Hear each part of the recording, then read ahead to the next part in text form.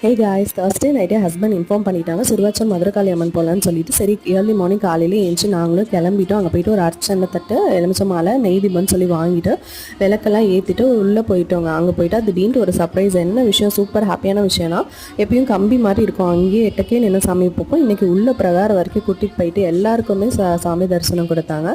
இது என்னன்னு பார்க்குறீங்களா, அந்த கோயிலில் என்ன ஸ்பெஷல்னா, மாவிளக்கு பச்சரிசி இந்த மாதிரிலாம் இடித்து வெள்ளம்லாம் போட்டு ஆட் பண்ணி அங்கேவே மாவிளக்கு வேண்டுதல் செலுத்துவாங்க சாமி.